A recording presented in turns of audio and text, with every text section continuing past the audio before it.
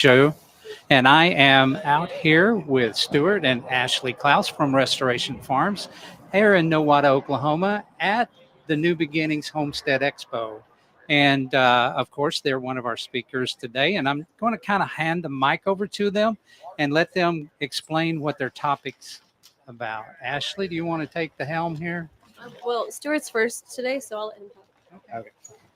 All right. So, here in about 10 minutes, I'll be speaking on permaculture. And it's a nice way to kind of encapsulate what a lot of people are talking about. We have people talking about rainwater collection. We have some people talking about composting. And permaculture incorporates all sorts of different ideas into, making your homestead more abundant. And so that's what I'll be talking on, just kind of a broad overview of it, an introductory course for people getting started and wanting to know what it's about and how they can apply it on their place. Yeah, you can do this application. Yeah, some application for, things that we've done, things that we've seen work, some of the best parts about it for us. Yeah. And some things that you can do in the wintertime, right? That they can just jump in and do now. Sure. It's a good time of year for that. Yeah, it's a good time to work outside because it's not so stinking hot. Yeah, it is. Well, I mean, it's still warm for this So time, now but- you're going to have a topic. Yeah, so Stewart's is at noon, and then mine's at 1 in the kitchen, and I'm going to be doing kitchen pantry herbalism. So a lot of people are intimidated by getting started in herbalism, and so this is kind of like get rid of some of that fear, because most of you have herbs already in your kitchen that you just need to learn how to be able to use. So, I mean, just like the things that you normally cook with onions and potatoes and garlic, and all of those are actually good medicine. So we'll talk a little bit about that.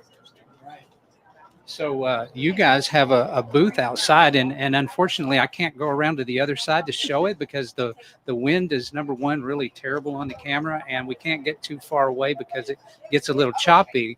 But can you kind of tell us what you've got on the table? I would imagine it's some types of materials for instruction. Yeah.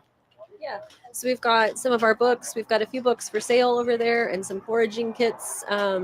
And information on the farm classes that we do on our farm and then other places. We have a couple herbal antibiotics classes coming up this month, so there's information on that. And then also our plant identification walks. So we go out to people's property and help them learn the plants that they've got and what they can use them for, whether it's food or medicine or whatever. Is there anything else? No, we're good. So guys, where can they find you? So you can find us on Facebook, YouTube, Instagram. We're Restoration Farms, or you can head over to our link tree and find all of those links there. It's www.linktr.ee/restoration farming. So link tree, /restoration farming. And you guys also do live. Oh, I see yeah. y'all's live occasionally out there. Yeah. So Yeah. Every Wednesday at 7 p.m. We do a Facebook Live. And so usually we're talking about what we harvested or just new things on the farm or around the area. yeah, whatever you're studying. Yeah. Right. So what's the difference? What's the advantage of being at a place like this that's live as opposed to just watching it on there? I know you learn a lot. We've all learned a lot on YouTube University. Right. And but whenever you come out to these live, what do you guys feel is the advantage to that? Well, one of the biggest things is community, because none of us should be trying to do this all alone. We get overwhelmed. We can't do it all. We need other people that can help support us. So you make connections, and that's huge. And you actually, can follow up with the people that you meet and like, hey, could I come to your farm, or could you come to my farm, vice versa. Like you build up that community, which is really important. Were you gonna say something else? I think that's it. The main thing is just connection, getting to meet people, because if you don't have that community, you can't support each other and in ways that you should. And once you meet people and you're familiar with them, there's opportunities for bartering. You get to know more of the skills that they have, and there's people all around that know lots of really cool and useful things. So so it's nice to meet those people. It is. And the networking opportunities. Sometimes are different things. If you're into some type of products or like that, that you may have one thing and somebody has something else, and you may say something like, "Hey, what if we take what you have and what I have, we combine that to make something really special." And then the other opportunities is teaching opportunities.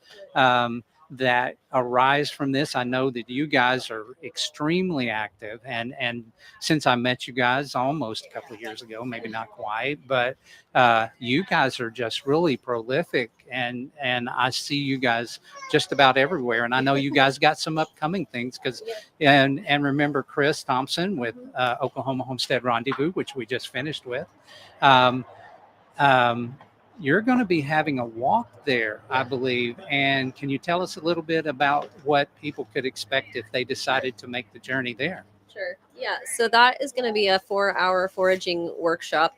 So the first couple hours will be kind of in depth, like presentation on botany and plant identification and stuff. And then we'll do 2 hours of actually walking and applying it. And Chris is going to feed people lunch too. So it'll be a really good time. You get a lot of hands-on practice and get to ask questions, and we'll get to taste and touch and feel and smell, which is really, really important when you're learning foraging, because you can watch videos, but until you actually can feel and taste and make those connections, it's hard to really get it, So. That's an awesome point. Okay, Stewart, I know that you are about to have a class, and you probably got that in the back of your mind. You're like, okay, how long is this going to take? I got to go, guys. Anyway, so we are out here at Nowata, Oklahoma with the New Beginnings Homestead Expo at the Trinity Church. And I just want to thank Stewart and Ashley one more time, Clouse, and go out and check them out. Hey, and if you have an opportunity to come out here and you happen to see this live, come on out. We're still here. You're going to learn a lot. And anyway, until the next time, we'll be covering a little bit more this afternoon. We will see you then.